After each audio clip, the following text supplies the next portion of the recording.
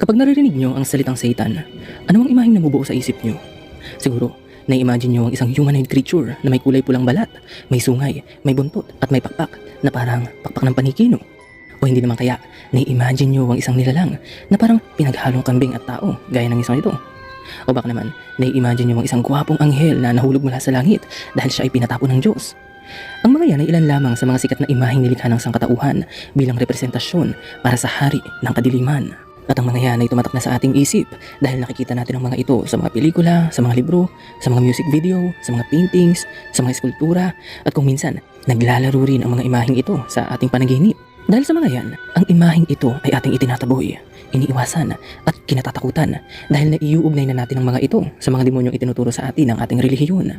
At dahil sa mga ideyang itinuturo nila sa atin, maraming tao tuloy ngayon ang naniniwala na ganito talagang itsura ng hari ng kadiliman o ni Satanas. Pero mga ka-LE, alam niyo ba na ang katotohanan ay mas komplikado pa kaysa sa mga larawang ito? Alam niyo ba na wala namang sinabi ang Biblia tungkol sa itsura ni Satanas at ng mga demonyo? Totoo ito mga ka-LE. Ang lahat ng imahe ni Satanas na nakikita natin sa ating paligid ay hindi base sa sinasabi ng Bible. Walang sinabi sa Biblia kung si Satanas ba ay isang babae o lalaki. Wala rin sinabi roon kung ano ba ang kanyang anyo. Wala rin nabanggit doon kung meron ba siyang sungay, pakpak at buntot. Ngayon mga ka-LE, kung walang sinabi ang Bible tungkol sa itsura o anyo ni Satanas, edi saan pala nagmula ang mga imaheng ito? Kung hindi si Satanas ang inirepresenta ng mga larawang yan, sino-sinong mga karakter kaya ang kanilang inirepresenta? Ano ba ang kwento sa likod ng mga nakakamanghang imaheng ito?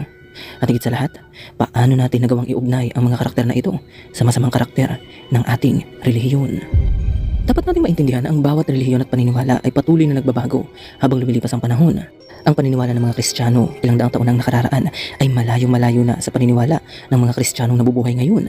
At si Satanas ay isa sa mga interesanteng karakter na hindi nakaligtas sa pagbabagong ito. Alam niyo ba na ang Satan na may kulay pulang balat, may sungay, may pakpak at buntot na kilala natin ngayon ay malayong-malayo sa Satan na kilala ng mga sinaunang Kristiyano?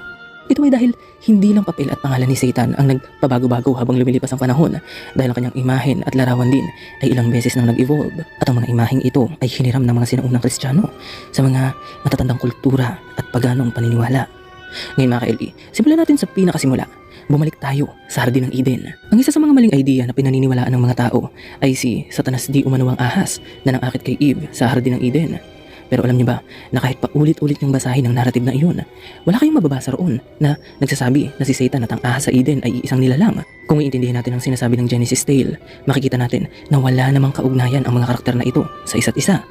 Sa katunayan nga mga ka-LE, ayon sa mga scholar, noong panahong maisulat ng mga Hebrew ang Genesis, hindi pa nila naiimbento ang konsepto ng hari ng kadiliman at ng mga demonyo.